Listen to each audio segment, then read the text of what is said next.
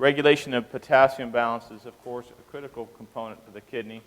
It ends up being one of the main reasons to do dialysis. Okay? Doing dialysis is you're basically trying to basically mimic the function of the kidney. There is no reason to dialyze people because of an elevated BUN and creatinine.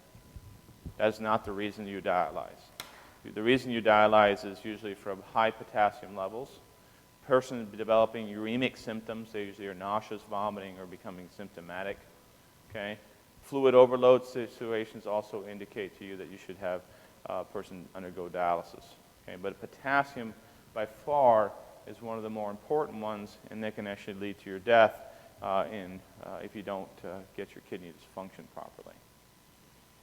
The vast majority of potassium, of course, is found intracellularly, and your cells are very happy to maintain that, but it is not happy if the potassium levels get much higher than around 5.5.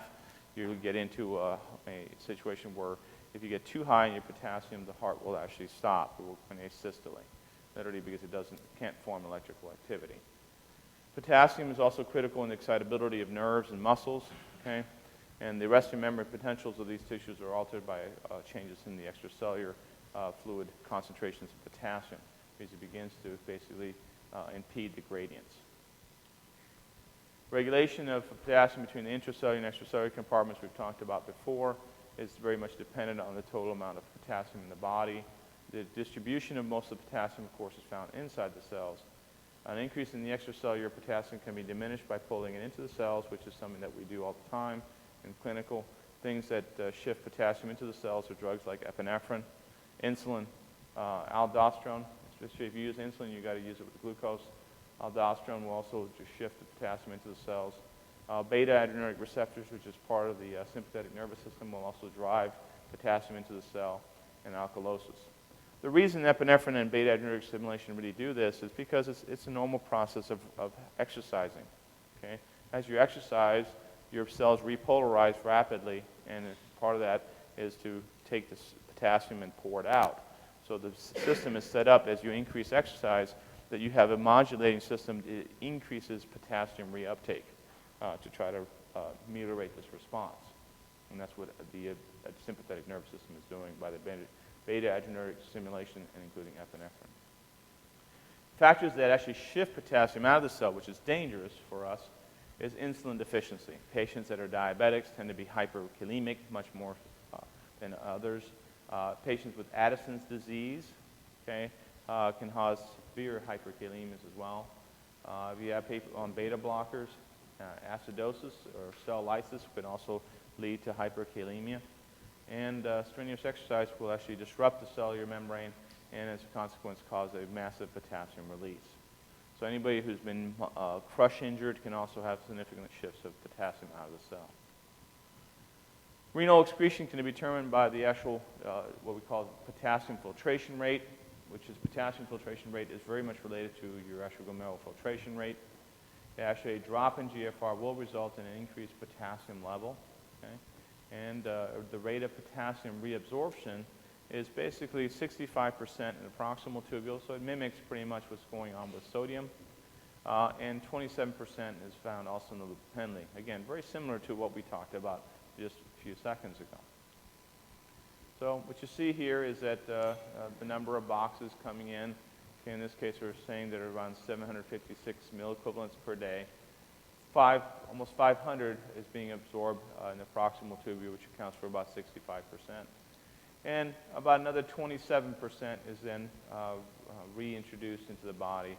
So that leaves you with about 3% or 4% what's left. Okay? Now, what the body does to get rid of it, in other words, if you just at that point just let it be behind, what are you left with at this point?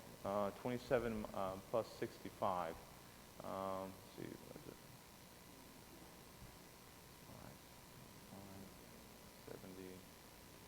70, 90. So it's 92%. So 7 to 8% at that point would be all that would be filtered across. I mean, all that would be excreted out. Okay, but the body has another mechanism. Okay, it has a way of secreting potassium.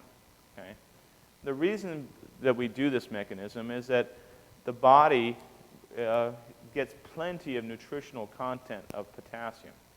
Potassium is endogenous to all cells in all plants, all animals that we eat. Okay, so when you eat animal meat and eat plant food, okay, you're basically taking up a lot of potassium. Okay, so it's much easier to waste that. Okay, sodium, on the other hand, is not as easy to find, because sodium is usually found in the interstitial space. And what happens to animals when you butcher them? They lose all their blood content. Okay, and a lot of the interstitial space, when you cook it, what happens to your sodium content? It disappears. Okay, so you lose it. So your body has a system in place to try to hold sodium at all costs, but potassium, on the other hand, which is inside the cell and is not really being released, okay, can be intaken easily via nutrition. Okay, so your system is set up to waste potassium and hold sodium. Okay, the wasting of the potassium occurs in portions of the distal tubule, okay, as well as the cortical collecting duct system, which actively excretes potassium in the end process. So the rate of potassium secretion is the most important at controlling potassium. It's located in the distal and cortical collecting tubules, and it uses the cells called the principal cells to do that. Secretions in the principal cells of the late distal and cortical collecting tubules is really what accounts for potassium really being removed in high concentrations. Control of the actual principal cells occurs via the activity of sodium-potassium ATP pumps. What you're doing is you're pulling sodium back in against the gradient, and you're pushing potassium out. Okay? You also have electrochemical gradient, and permeability to potassium is a little bit more readily in the principal cells. What you're seeing here is a picture of actually what takes place. Okay? Aldosterone helps reuptake sodium, and at the same time allows for potassium to be excreted into the actual urine. So if you have a low sodium diet, you have a decreased blood pressure, okay, it will lead to an increase in renin secretion, okay, which eventually leads to angiotensin II. This increases your aldosterone secretion. The aldosterone secretion leads to an increase in sodium reuptake, which is down here, which you already know about, which we talked about previously. But it also increases your potassium secretion, okay, by the principal cells. So aldosterone has two effects. Okay? It pulls sodium in and wastes potassium. Okay? So if you have somebody with Addison's crisis is a person that has lack of aldosterone. Okay? That individual will become hyponatremic and hyperkalemic. Okay? The way you can look at this here, look at it as a seesaw.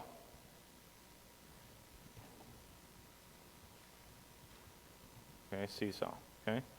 When you have aldosterone, okay, what it does is basically going to drive sodium up, and it's going to drive your potassium down.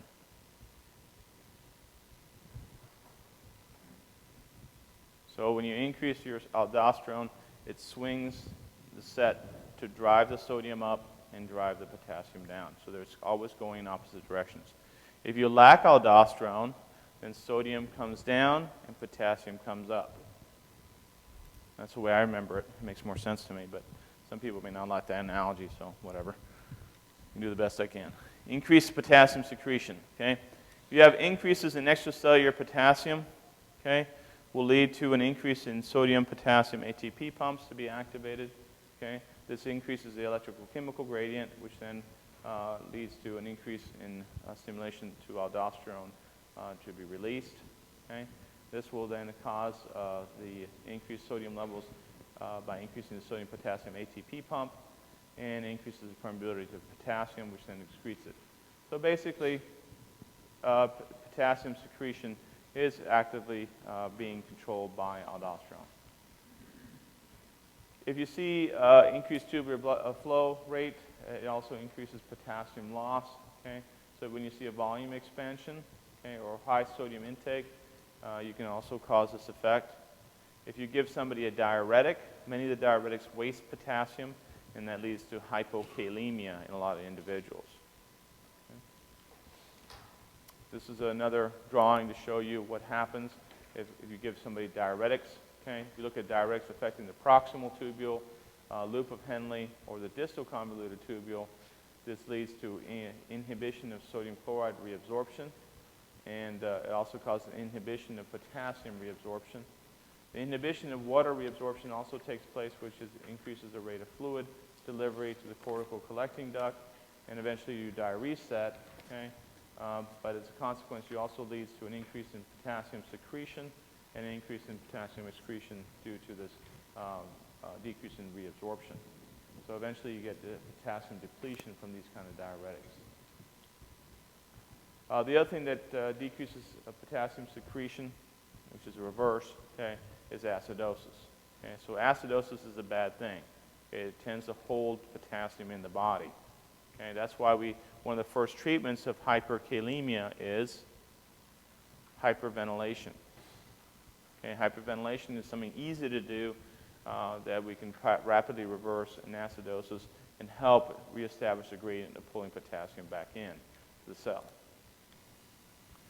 So look at what you're doing with your boxes. Okay? If you're looking at renal potassium handling, if you put 100 boxes that's filtered, okay, in the proximal tubule, 65% is being pulled out, and the descending thin loop of Henle, potassium is not going to be affected at all. Okay?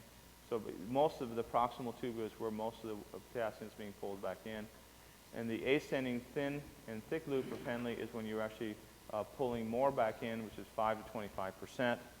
And then what really accounts for most of the potassium secretion occurs in the distal, in the convoluted tubules, which is then secreting up to 7 to 8% of potassium.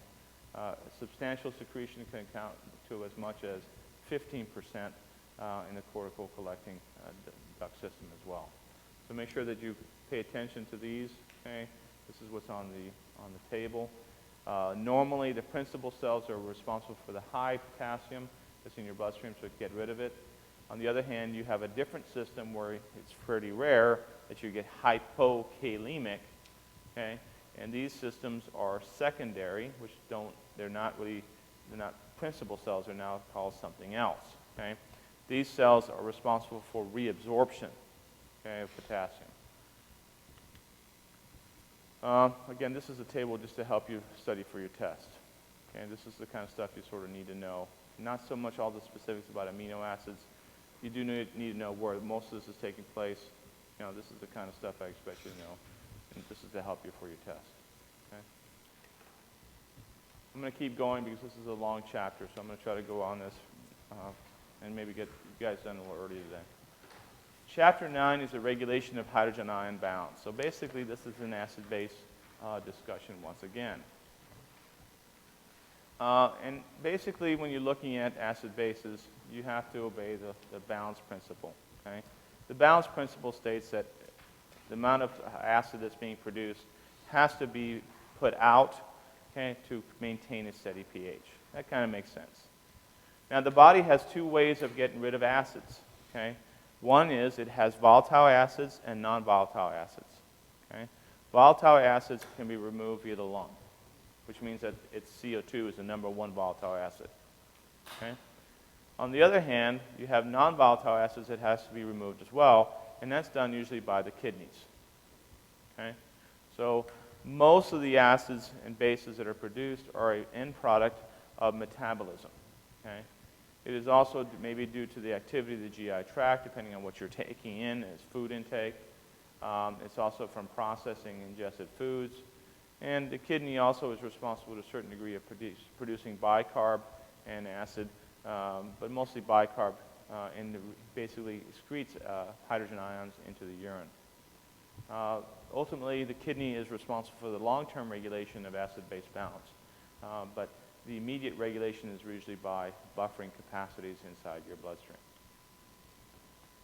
Body fluids are buffered, and the most important buffer system in your body is the CO2 bicarbonate system. Okay? That is the most important. Okay? That's what accounts for about 120 liters of CO2 in your body. Well, that's why you have so much. Okay? There's only 1.2 liters of oxygen in your bloodstream, but there's 120 liters of CO2. That's a lot of stuff. Okay? The reason it's there is because it acts as a buffer. Okay? So when you take in a high acidic compound, your body can balance it out very quickly before it causes any kind of alteration in pH in the cells. So you have to know this sort of pathway. You should already know that by now. Guideline number 3 is the input and output of acids altered by carbonate but not partial pressures of CO2. CO2 is a volatile acid which is easily removed by the lung. And remember that CO2 acts like an acid. When you go back to this equation, you see that CO2 plus water makes carbonic acid, okay, which eventually forms bicarbonate and hydrogen ions. So as a consequence, CO2 does eventually get converted into a hydrogen ion, which accounts for its being an acid. And excretion of CO2 and bicarbonate are independent of each other.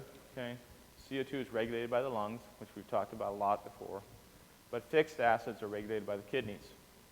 The sources of fixed acids and bases are due to metabolism of dietary proteins and metabolism of dietary weak acids. Dietary proteins can really make you acidotic. Okay? And in some diets, like Atkins' diet, it can make you very acidotic. Okay? And you're actually altering your pH in your body by just taking in proteins only. Some people actually go ketotic, okay, which is that's significant acidosis to say the least. So it can be tough on you. GI secretions have acid-producing organs such as stomach is also important. And you have base-producing organs such as the pancreas and large intestine that also account for a certain amount of acids and bases that are being lost. Anaerobic metabolism of carbohydrate and fat, such as lactic acidosis and ketone bodies, also can be important in certain kinds of disease states. Most of the time, that's not so important as of ones that I just discussed above. What you eventually have is that the kidney's responsibility is that it's going to try to secrete hydrogen ions into the urine, which is going to make your urine acidic, okay? And it's going to try to retain bicarb at all costs. That's what it's going to try to do, okay? Because your body, under metabolism, under most normal circumstances, is producing excessive amounts of hydrogen ions, okay? So in other words, it's producing too many acids, okay? It's a normal byproduct. It's usually not the normal byproduct of metabolism to form an bases normally. Okay? So the renal handling of acids and bases, the normal contributions of tubular segments. Okay? The proximal tubule reabsorbs most filtered bicarb, which accounts for about 80%, and it produces and secretes ammonium, okay, which is good, because what ammonium basically does is it binds to a hydrogen ion, and it holds it in the urine. Okay, once it binds to ammonium as an NH4+, it has a very hard time coming out of the urine. So it acts like a sink for hydrogen ions. Okay? So this accounts for an enormous amount of hydrogen secreted is in the proximal tubule. So the proximal tubule is very important for removing a lot of acid, okay, and at the same time holding a lot of bicarb.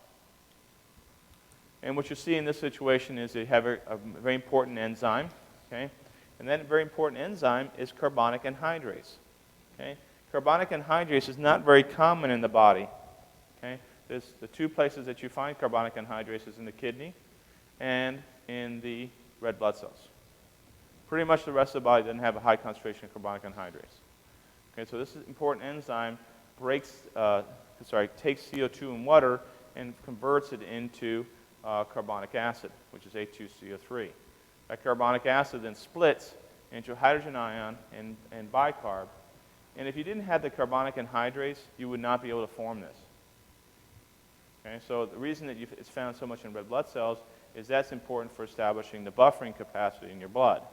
But in the kidney, its responsibility is to convert this in the cell so it can basically take the hydrogen ion and remove it, okay, and take bicarb as a byproduct and reuptake it to help maintain a buffering capacity in your bloodstream. In the process of actually taking the hydrogen ion, you have to go upstream. Okay, in other words, you're going up a gradient. Your urine is full of hydrogen ions. Okay, so for the body to be able to do that, it has to work very hard to push the hydrogen ion out. It does that with what's called the antiport sodium system. The sodium is going down the gradient, which is that gradient is established by an electrical chemical gradient by the sodium potassium ATP pump, and it requires a lot of energy. But the sodium then helps drive the hydrogen ion out via this mechanism.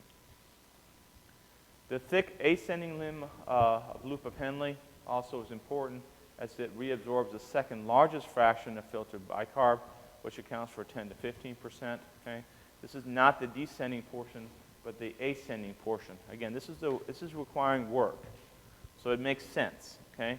The cells that are allowing just for water to go across are not really specialized cells that have lots of ATP production. Versus to do this, you really have to do a lot of work. So the thick ascending loop of Henle makes sense that it's doing this, and it's also responsible for secreting hydrogen ions. So this is what the actual mechanism is. Again, using carbonic anhydrase as this main enzyme, and it's forming your bicarb is, oops, I missed. Yeah, I missed one, sorry. Figured I missed this chapter, okay. This next slide is what happens in the distal convoluted tubule and the collecting tubule, okay. In this system, you basically reabsorb virtually all the remaining bicarb as well as the secreted bicarb. Okay, this is due to the type A intercalated cells. The type A intercalated cells produce what's called titratable acids. And if you, on the other hand, you have some situations where the person is becoming alkalotic. In an alkalotic patient, you want to start removing bicarb out of your system. So most of the time, though, type A cells are the ones that are doing most of the work. Because under most normal circumstances, you're acidotic. Okay, you're constantly producing acid, so your body is also constantly producing bicarb to try to offset that effect. But every once in a while, you'll change your diet, or something will happen where somebody will give you bicarb, and you'll actually develop an alkalosis. Okay? And if you're developing an alkalosis, then the body has a secondary mechanism to try to remove bicarb in that situation, which is the type B intercalated cells. Okay? What type B intercalated cells are is that they're flipped A cells. Okay? So they're just upside down. Okay? Now, what's interesting is that 90% of the cells that are in this area are type A, and only about 10% are type B. So this is really a small percentage of the total cells in this area. They're responsible for basically secreting hydrogen ions. The type A usually secrete hydrogen ions, and the type B tend to secrete the bicarbonate to basically produce a net balance and not cause issues. What this picture shows you here is that this is a type B intercalated cell. Okay? The type B intercalated cells allow for the bicarb to be removed out and the hydrogen ion to be pulled back in to the serosa and to the interstitium to try to offset this alkalosis that's ongoing in the patient. This still requires a carbonic anhydrase as its main enzyme, but these systems are completely set up completely in the opposite direction of type A intercalated cells. Now, transport of hydrogen ions, how does it take place? Okay, normal type A cells are the ones that, the intercalated cells are the ones that are actually pouring the actual hydrogen ions out. It usually uses what's called a sodium hydrogen ion antiport, which I showed you before, that takes place in the proximal tubule. Okay, that's the more important one of them. Okay, so this is in the proximal tubule. This accounts for a good 60% of the hydrogen ion that's being secreted out. Again, it uses the carbonic anhydrase mechanism, which we showed you before. You also have in the distal tubule in the type A intercalated cells what's called the hydrogen ion potassium ATPase mechanism. Okay?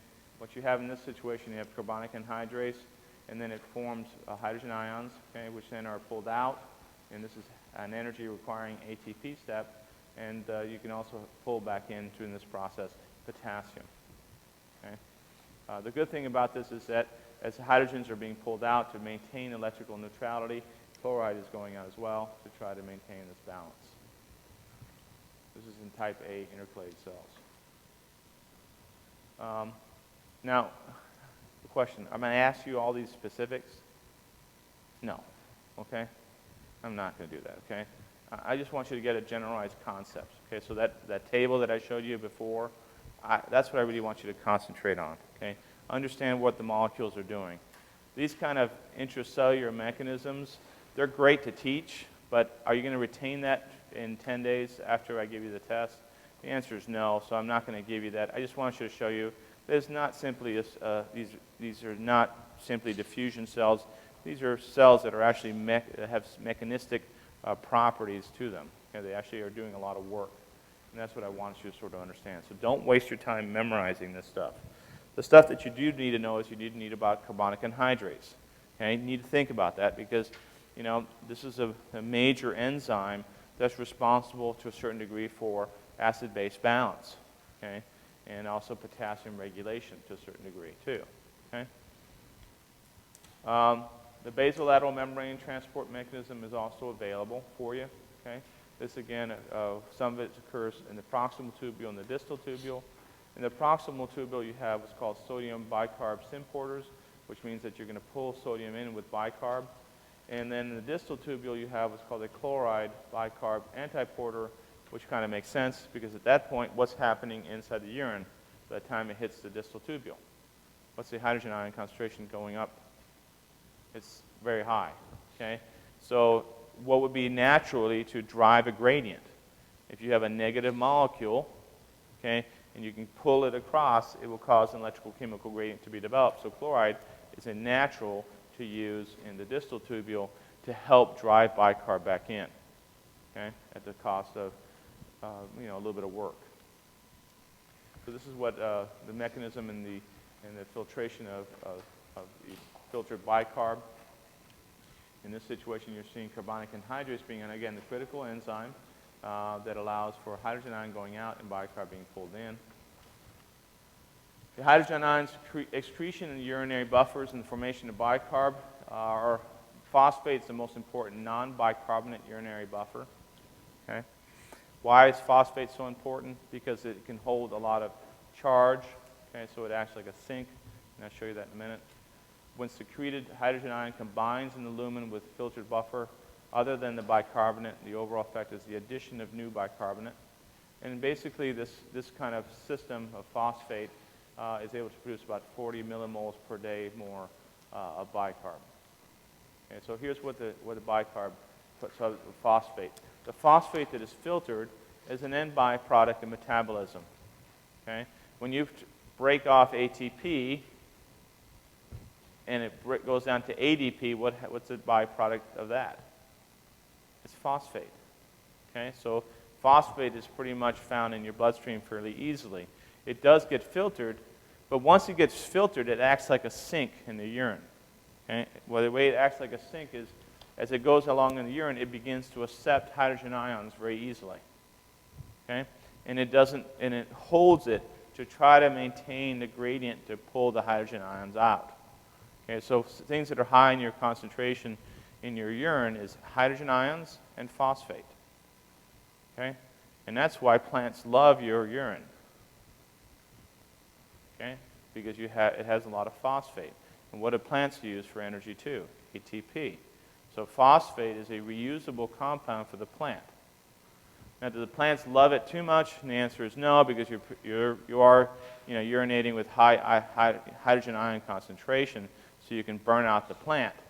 But if you take urine and dilute it down and throw it at the plants actually will grow. They will use a phosphate inside that system. Okay? And if you go back to ancient times, fecal matter was a very important compound used as a reusable energy for plants. Okay? So it's a constant cycle. Nothing is wasted in life. Eventually you get excreted phosphate compounds, which is a divalent phosphate. Okay? So it's a good mechanism as a sink. The other thing that's a sink is ammonium. Ammonium is also excreted as a byproduct of liver metabolism of amino acids. Amino acids plus oxygen forms ammonium, okay, plus two forms of bicarb, okay, eventually leading to urea, glutamine, CO2, and water. The proximal tubule cytosol is responsible for converting the glutamine into ammonium and bicarb. The ammonium is left in the urine, okay, but the bicarb is pulled back in. So it produces about 10 to 40 millimoles per day of bicarb in the proximal tubule. This is, again, the byproduct of metabolism of amino acids. See, glutamine is going to actually be filtered, okay? Glutamine is then converted into ammonium, okay, which is then excreted out into the urine, which is then going to hold the hydrogen ions, and it's going to get out completely out of your system. The bicarb, on the other hand, is a byproduct that's being reused and reabsorbed into your bloodstream. If you look at the ammonium excretion in the collecting duct, okay, the collecting duct also has the ability to secrete ammonium eventually, which is then excreted. Okay. This acts like a sink, which adds hydrogen ions to the ammonia, okay, and eventually leads to this ammonium ion production. So renal contribution of new bicarb in the blood in different states. Okay? If you have somebody who is acidotic, okay, that means they're severely acidotic, which is a lot of hydrogen ions. Okay? You can basically lose a significant amount of about total of 200 millimoles per day of hydrogen ions via the kidney, okay, which accounts for a pH as low as 4.6. So the body can really concentrate your urine and make it pretty acidic. Okay? On the other hand, if you're alkalotic, the system's not set up to be very efficient that way. Okay? Because if it was, then the system would be going the same way. It would go from 7.4 and it would go 3 points up. So it would be like 9.5 or 10 from it. Okay? And instead, it only goes up to a pH of 8. So the system is really not set up to make you alkalotic in your urine. Okay? Remember I told you that the type B intercalated cells, there's only like 10% in comparison to type A, which is 90%. So it's much more efficient to make you acidotic.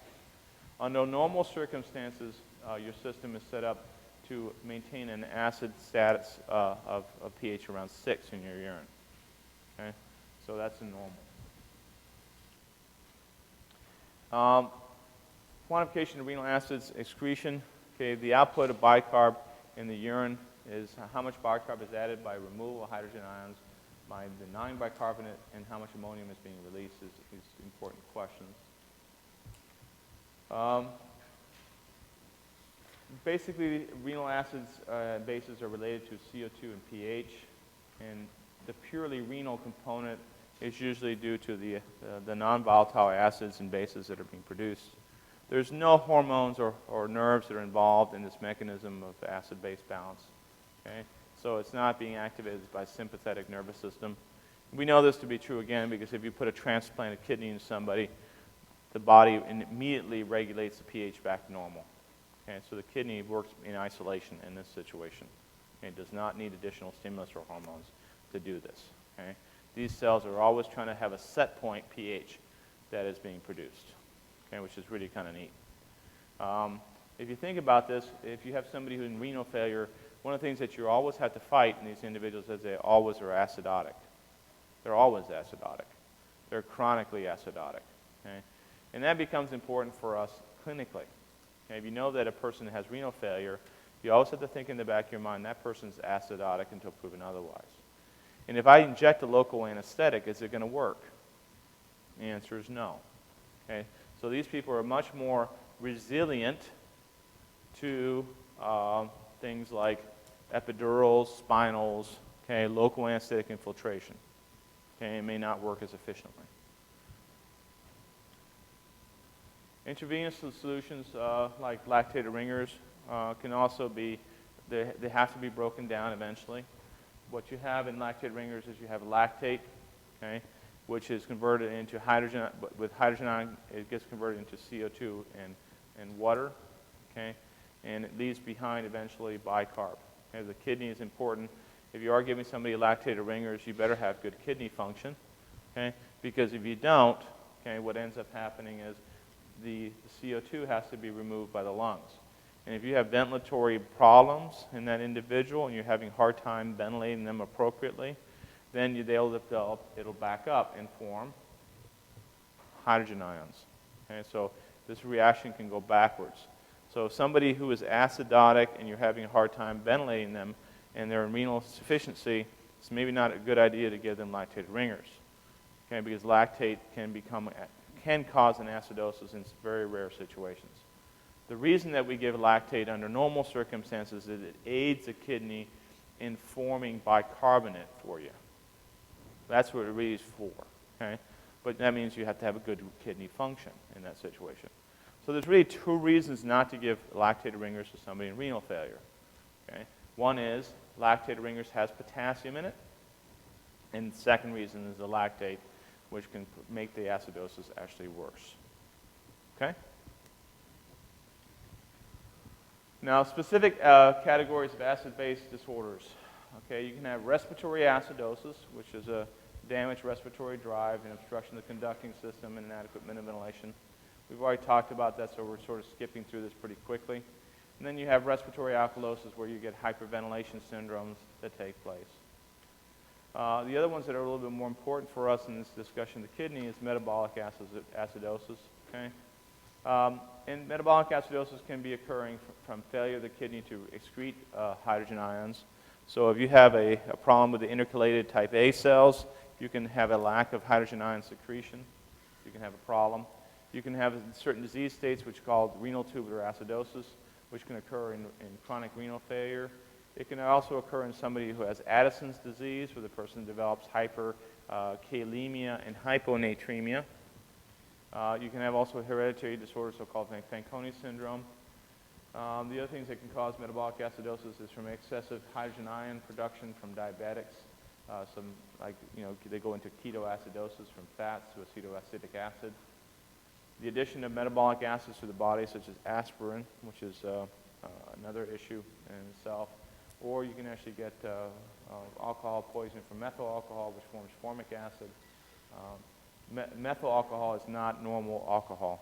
Ethanol is normal alcohol. Okay, so methyl alcohol is what we find inside compasses and stuff like that in ships. The reason I knew about this was in the ICU one time. One of the guys was actually shipped off, brought in by helicopter from a ship off Tampa, because the guy had stolen the alcohol inside the compass. Okay, the compasses have actual methyl alcohol and then drank it, and methyl alcohol will form into formic acid, which then blinds you. Okay, and it's pretty nasty stuff. A person goes into severe acidosis and is pretty unstable. A lot of times you just have to do dialysis on them, and they tend to respond. But it's a pretty big poison. Ethylene glycol will do something similar to that too as well. You can also have loss of base, like in diarrhea, is the most common cause of acidosis in the world. It's much more common than the actual vomiting. Okay, vomiting can also cause a loss of base to take place. Metabolic alkalosis, on the other hand, can be formed by diuretics, except carbonic anhydrase inhibitors. So all diuretics basically will cause an alkalosis to set up, except for the carbonic anhydrase inhibitors, which they actually help remove bicarb in that system. You also have excessive aldosterone causes metabolic acidosis by causing sodium reabsorption and increases hydrogen ion secretion. The other thing that alkalosis will cause will be vomiting, prolonged periods of vomiting, because for prolonged periods of vomiting you'll lose all the acid in your stomach, and the body continues to produce acid to try to make up for that alteration in the stomach pH. Eventually it depletes all the hydrogen ions, and the person develops a severe metabolic alkalosis. This is it doesn't take a day, it just takes a few days of vomiting. This is the typical example would be a hyperemesis gravidarum. This is a woman who's pregnant, who's vomiting constantly. They're the ones that come in with severe metabolic alkalosis. Okay. And you can also have some alkaline drug injections that can also induce a metabolic alkalosis. Treatment is correct the condition. Don't start treating with a bunch of stuff until you know what the condition is causing it. And then if you have Addison's disease, what's the treatment? Steroids. Okay? You give that person steroids and everything gets better. Okay? So don't go give them that individual, bicarbonate or acid. We used to give acid drips. It's not necessary. Just correct the problem first. If somebody is vomiting, stop the vomiting. It's that simple. Usually it resolves after that. If that person has diarrhea, correct the reason for the diarrhea. Okay? So again, most of these things are kind of straightforward. In the old days, we used to treat almost everything instead of thinking about what was going on, and that's not really the wisest thing to do. Clinical measures in analysis of acid-base disorders, of course, is the blood gas. You have to draw blood gas. The other thing that's important to draw is to do a urine. Okay, you want to look at the urine pH, so that also gives you an indication of what's really going on. So remember Henderson-Hasselbalch equation? I'm not going to ask you that on the exam, but just know that it's a measurement of bicarb over CO2, so it's an indicator to you of the pH. This is the clinical causes of the 4 acid-base disorders. This I expect you to know for your test. That's why I put it in this kind of format, so you guys can study off this. Okay, you have to know these basics. Okay. You have to know the difference between anion gap and non-anion gap. Okay, so if you don't understand that, come back and talk to me a little later on. Okay, but you should know that by now. Okay. Factors that cause the kidney to generate or maintain metabolic alkalosis. We're looking at influences of extracellular fluid contraction. So patients with have high aldosterone levels lead to a hydrogen ion being secreted, which then leads to an alkalosis. You can also get what's called a chloride depletion from vomiting and also from heavy use of diuretics. And also in the influence of aldosterone excess stimulates potassium depletion in this kind of situation, which makes the alkalosis even worse. What you're looking at is, you see the chronic vomiting or excessive use of diuretics leads to a volume contraction and potassium depletion. Okay? The volume contraction leads to an increase in renin secretion, eventually leading to angiotensin II, and aldosterone, which increases your sodium reabsorption. It also increases tubular secretion of hydrogen ions, which then as a consequence leads to a metabolic alkalosis. Okay? So all these things eventually lead to a problem. Then we'll stop here and give you a 10-minute break, and then we'll be done for the day.